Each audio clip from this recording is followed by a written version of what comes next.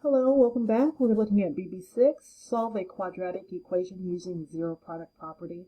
This is useful because remember, when we're solving these quadratic equations, we're looking for the roots, the solutions, the x-intercepts, or the zeros. That's where that parabola crosses the x-axis. So you're going to have a number for your x part of the ordered pair and a zero. That's why they're called zeros for the second part. So basically, what we know is that if a times b equals 0, then one of the terms has to be 0. So what we're talking about is if this one equals 0, then 0 times some number equals 0. Now, how do you use this? It's not as complicated as it may sound.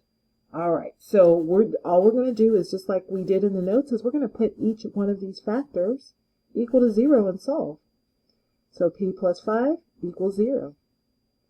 P plus 7 equals 0. Solve for p.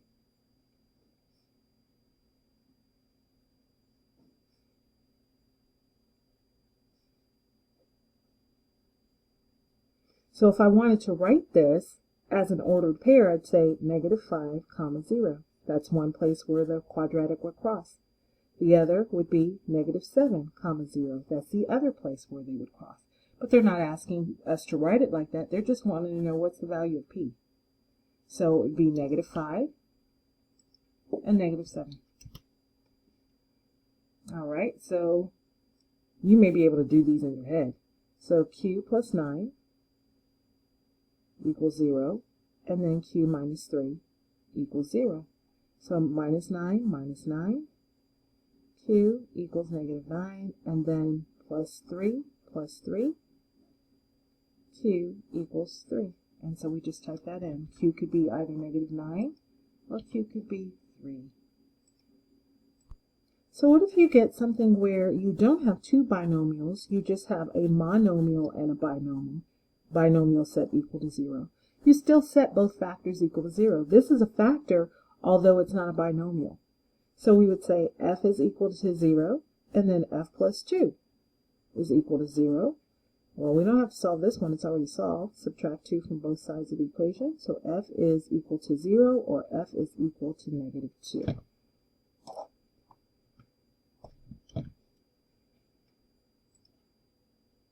All right, I thought this one would be interesting for us to do together.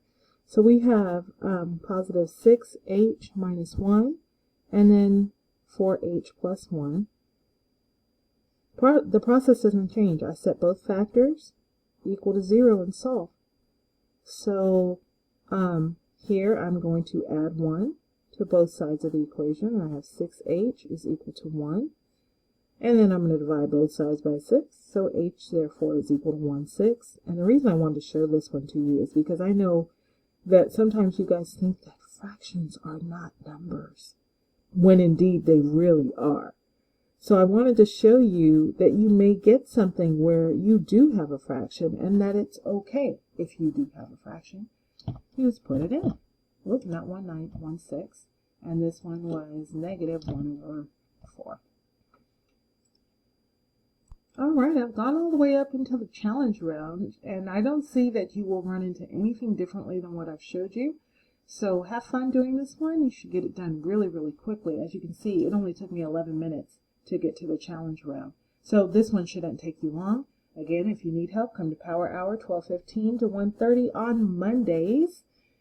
Tutoring from 4:30 to 6:30 in Math World, Tuesday, Wednesday, Thursday, Fridays by appointment. And then if you need to just come and work in the morning, you can come in the room from 7:30 all the way to when class starts. Hope to see you then. Bye.